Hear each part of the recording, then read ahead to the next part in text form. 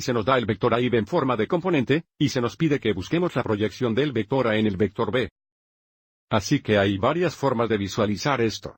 Si proyectamos el vector A sobre el vector B, estamos tratando de determinar cuánto del vector A está en la dirección del vector B, pero también podemos pensar en iluminar una luz directamente en el vector B desde arriba. En algún lugar aquí arriba.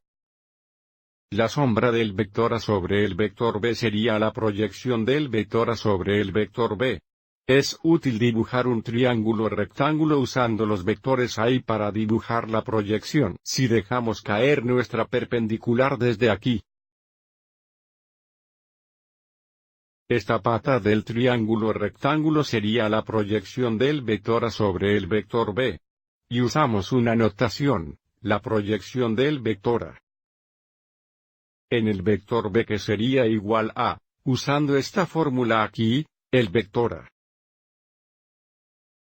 punteado con el vector B dividido por la magnitud del vector B al cuadrado por el vector B.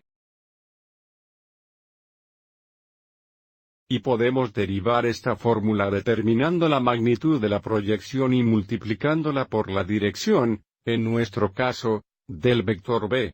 Entonces esto sería igual a vector A punteado con el vector B, que sería 3 veces 6 más 5 veces 2. De nuevo, tendríamos 3 veces 6 más 5 veces 2.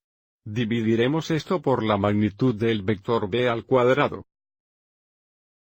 Bueno, la magnitud del vector B sería igual a 6 al cuadrado más 2 al cuadrado o 36 más 4, y esto es al cuadrado.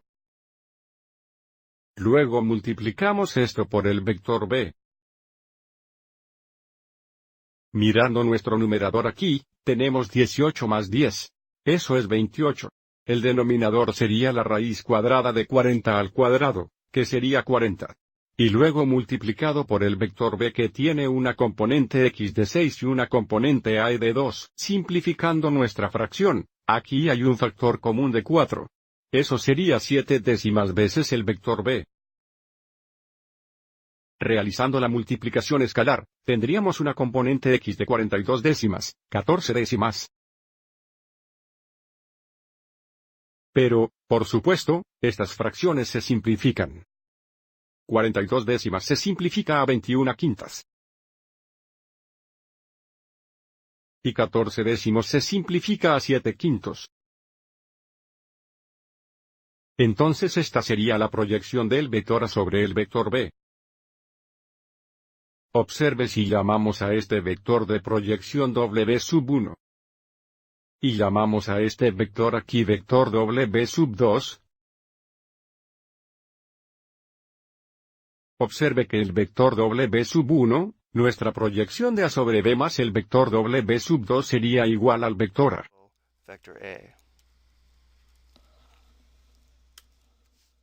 Pero, de nuevo, para esta pregunta, se nos pidió encontrar la proyección del vector A sobre el vector B, que es este vector aquí. Y aquí hay otro gráfico de la proyección de A sobre B, este vector verde aquí. Espero que hayas encontrado esto útil.